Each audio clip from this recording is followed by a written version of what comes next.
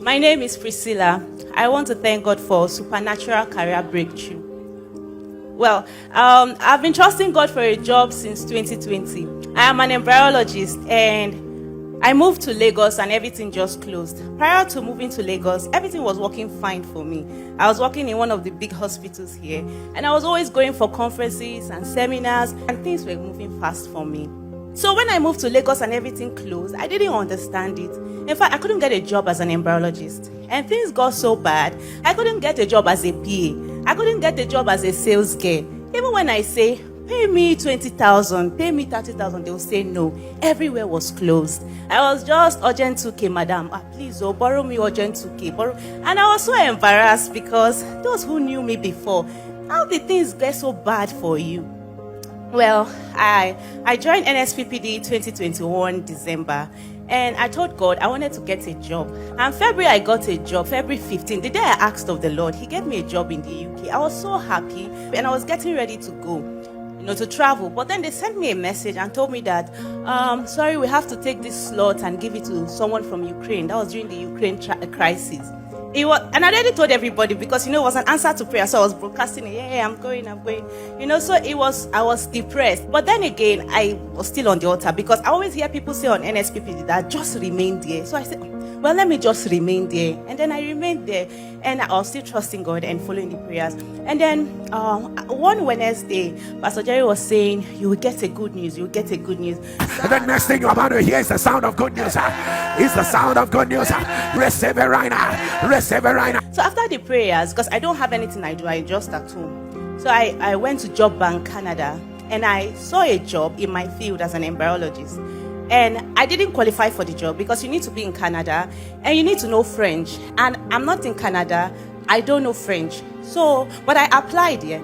And when I applied, after 5 minutes, they wrote me back and they said, okay, we'd like to interview you. So I said, this one must be a scam, And then they said, when should we interview you? I said, the next day because, I'm testing them.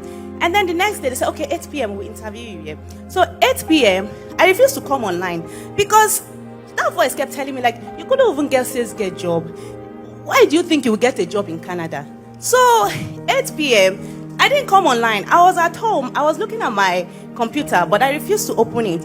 But Pastor Jerry made a prayer. I said, you will not use your hand to sabotage what God is doing for you. So that 8 p.m., I didn't come online. And then after 1 hour, they waited. And then they sent me a message and said, oh, maybe you had a connection problem. Can we do it? Can you fix another date? So me, I'm already angry because in my head, I thought there'll be a projection. Maybe I get a Nigerian job. At least I start with sales get job and all of that. So when they said, when do you want to do the interview again?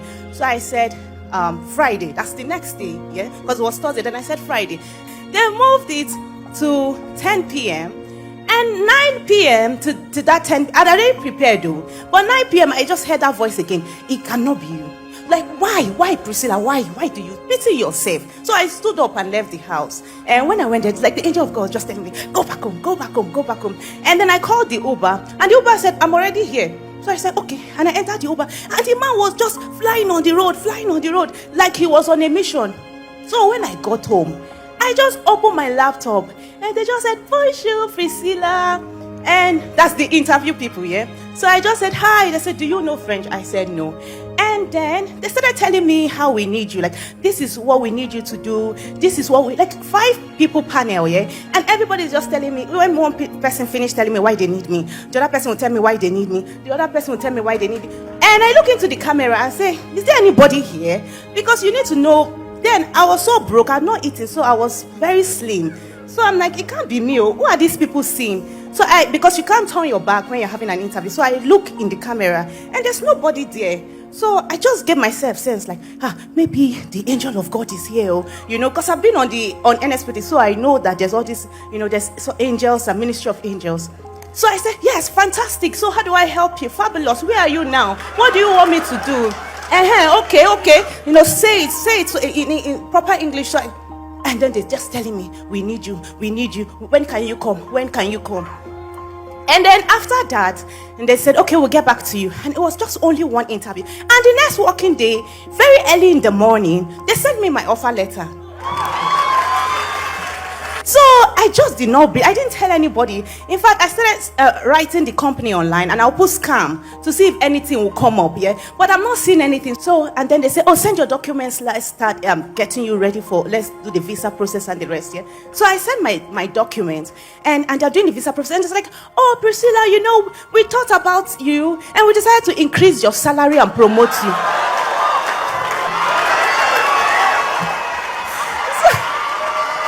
And then I'm thanking God for that, because first of all, the job I got was 2 times the one I lost in UK.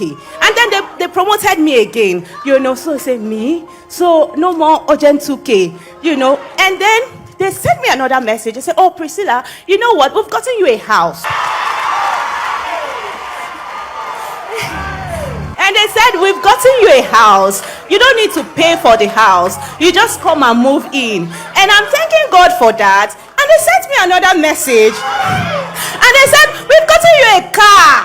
So they told me like they've gotten me a car. That all I need to do, just be putting gas. The car is yours. And I said, wow, God, thank you. And then they said, oh, Priscilla, you know what? If you don't want to bring anything from your house, don't bring. We are stocking the house. He said, they told me, what colors do you like for the decoration? What kind of toys does your daughter like? Is it princess toys? Is it animated toys? I said, she likes everything. Buy everything. Buy it. So, and I thank God for the visa process, because I made a lot of mistakes. But instead of Canada people to maybe bounce this thing, they say, oh, we need this other document. We need this other document. God has been faithful. I just want to say,